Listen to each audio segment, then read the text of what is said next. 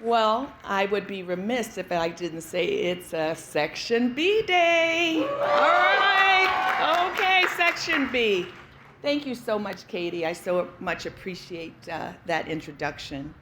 And I am delighted to join faculty, members, friends, family here today to celebrate the next generation of leaders, innovators, and my hope for a better tomorrow, also known as the class of 2024. Come on, yes, yes. It's hard for me to believe almost 40 years ago, it's been almost 40 years ago since I walked on campus as a first-year student. I know, you don't have to say it. Swipe, Eric. I look pretty damn good. The feeling I have right now is so familiar to me. It's a feeling of exhilaration, of humbleness, and nervousness. It's exactly how I felt on my first day of class. It was marketing, and we'd already been assigned a case study. The subject was Friedmark Abbey, a winery facing the usual challenges associated with farming, like I knew anything about farming, weather, brand management, and distribution. Rumor that night spread pretty quickly that a military guy would be chosen to open the case, so I knew that wasn't me. In our section, he spoke with confidence. His discipline, training, and steadfastness all shined through. This only made me more terrified. When he finished, the professor opened the floor. I had thoughts on the case, but I was just too intimidated to raise my hand. I was frozen by overwhelming concern. Would my comments be additive? Were they smart? I flashed back to when I was 6. Dropping me off at first grade, my father whispered to me, "We are counting on you. Make us proud." That thought even terrified me more. Sometimes we apply so much pressure on ourselves to achieve perfection that we lose the real growth opportunities along the way. I kept my mouth shut and did not speak in that first marketing class. But sitting through a few more classes and getting to know my classmates, I realized what felt like a weakness was actually a strength. Yes, it was important that my voice was heard, and I did learn to comment in class, but it was also key that I listen. I already knew what I thought about the case, so hearing what others thought broadened my base of understanding, and that included opinions that I did not always agree with. And as it worked out, that impulse to listen would not only make me a better leader, but also help to make me a better person, friend, and parent. Our idiosyncrasies create pressure and fear, but they also motivate us. Understand what yours are and fight always to keep them in perspective. Now, these days, I know maintaining perspective can be a little tough, especially when optimism is in such short supply. For the first time in the 12-year history of the World Happiness Report, America did not rank in the top 20. Anyone here from Finland, Denmark, or Iceland? Anyone? I don't see anybody. Maybe. They finished 1, 2, and 3. America dropped to 23. This included a significant climb of reported well-being among Americans under 30. I think it's really no secret that younger Americans are struggling with mental health issues. The digital age has altered the world dramatically, while the real world has served up a series of unending traumas for millennials. 9/11, all right, B. Katrina, mass shootings, George Floyd, COVID, and the Ukrainian war. These unprecedented macro realities are the new normal, adding another layer to what has become an increasingly complex and swiftly changing world. In the face of these ever-shifting changes and challenges, it can be hard to discern where to focus. What's important? How are you going to add value?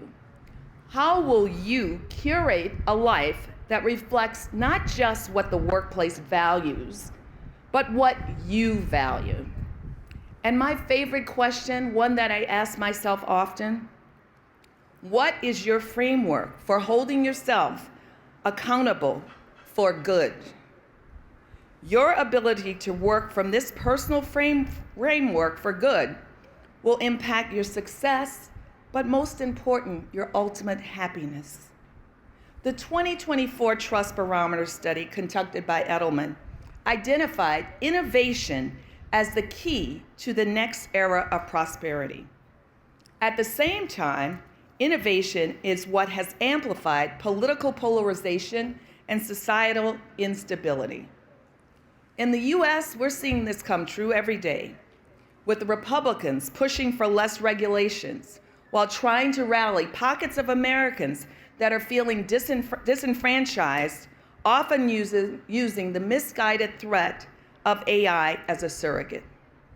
On the other hand, Democrats are continuing to be seen as absorbed with more limited liberal causes that have not traditionally been valued or interesting to the majority of white men. According to the study, individuals are looking for business leaders to ensure that innovation has been evaluated by scientists and ethicists, is effectively regulated, and does not have control over their lives, control over how their lives are impacted. This foreshadows the demand that will be synonymous with excellence in business leadership. We already see how business leaders like Jamie Dimon and others navigate politics and world affairs. As the lines blur, CEOs are asked to make decisions that might appear to be outside of the boundaries of their jobs. Just look at the recent examples and decisions of two CEOs, McDonald's and Google. McDonald's closed all of its restaurants in Russia after the country instigated an attack on Ukraine. And Google is still today navigating employee demands associated with Israel and Gaza. You don't have to agree with their decisions. That's really not the point. Toni Morrison once said, "The grandeur of life is that attempt. It's not always about the perfect solution.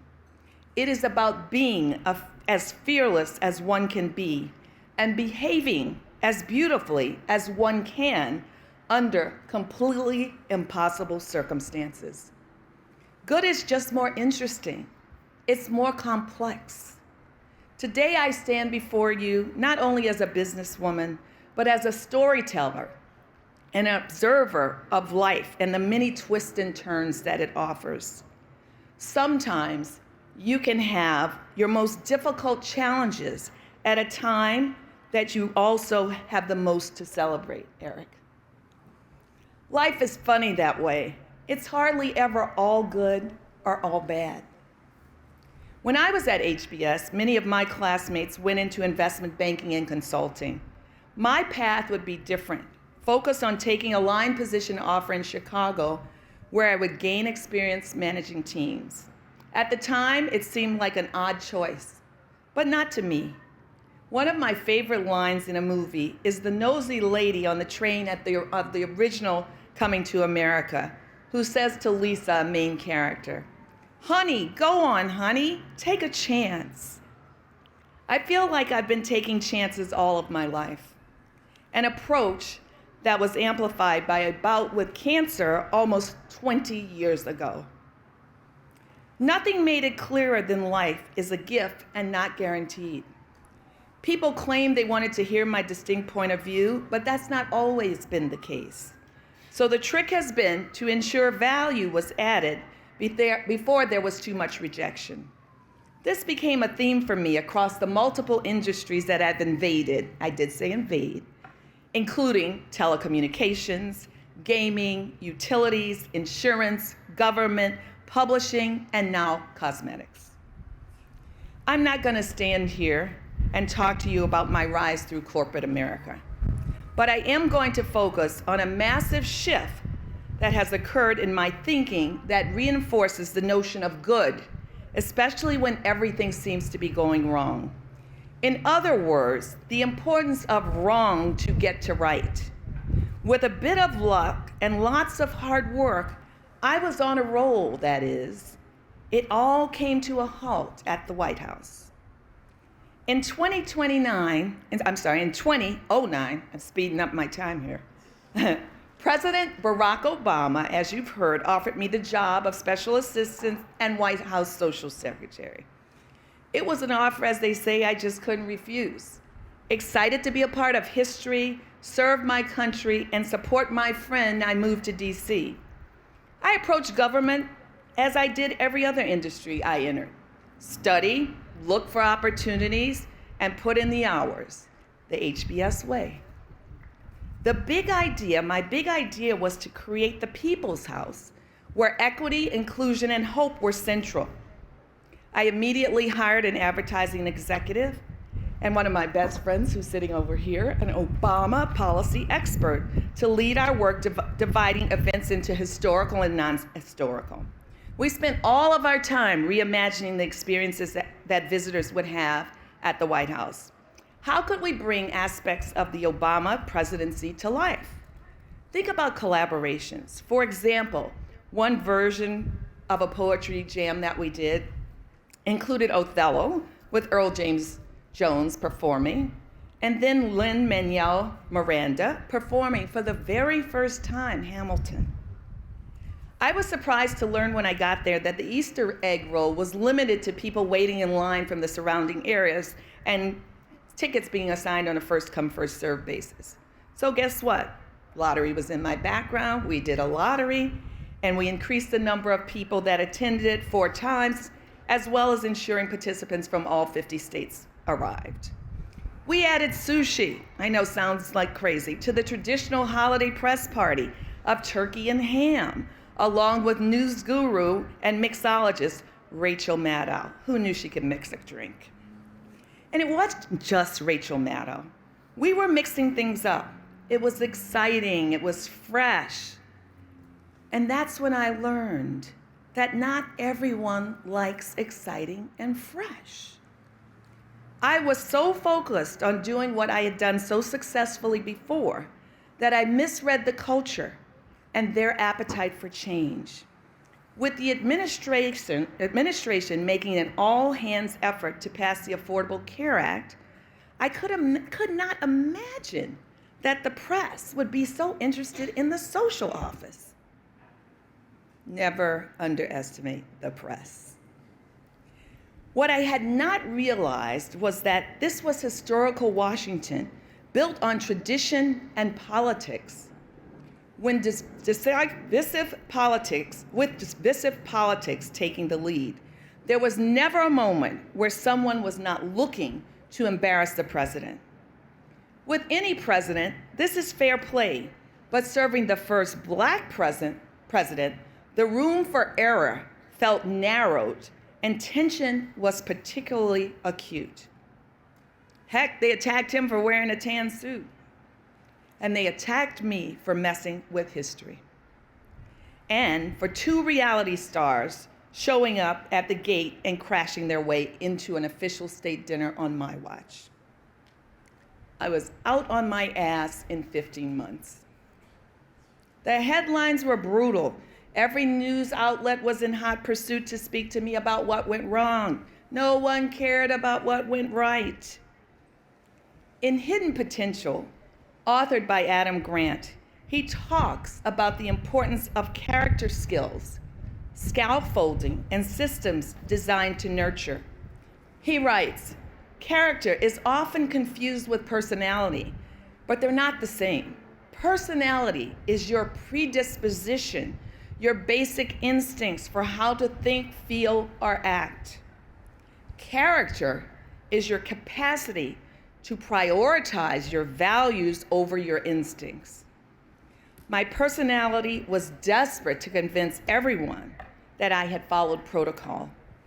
I even wanted to testify in front of Congress about the gate crashers. Today, we all know how badly congressional hearings can go, and in the process, leaders can be forced to resign. But ultimately, my values led the way.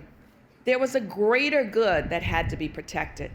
So I walked away from a job I loved, but not before I assured my team that we had followed procedure to the letter. And when the Secret Service arrived the next day to apologize, I still held myself to account. My values ultimately drove my behavior. I've come to believe that perhaps the only way to get to a lot of rights is to experience a lot of wrongs. Class of 2024, I know that you will be fearless. I know that you will scatter and do the good work that the world requires and deserves. Be the good troublemakers. Congressman John Lewis said to me once or twice, "It's important to engage in good trouble, Desiree. It's the necessary trouble." I believe that you guys are brave enough, smart enough, and equipped to inspire bold, thoughtful leadership at the dawn of your careers. Start now rather than waiting to achieve society's stamp of approval for success. The issues confronting us are enormous and growing: war, racial and class unrest, social injustice, environmental destruction, book banning, and the elimination of individual rights. I can't help but notice that all of this is happening at a time when diversity, equity, and inclusion have supposedly become more than buzzwords. But have we really made progress? I do know one thing for sure. We will not be able to move forward if we can't sit down and civilly debate the important issues of our day. But then, you have been trained to do just that. You can forget everything you learned in FinTech, but don't forget that. In closing, I must go back to Toni Morrison.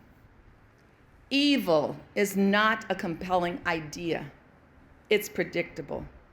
On the other hand, survival, blossoming, endurance, those things are more compelling intellectually, if not spiritually. It's just a more fascinating job. We are already born. We are already going to die. We must do something interesting that is respected in between. Thank you so much.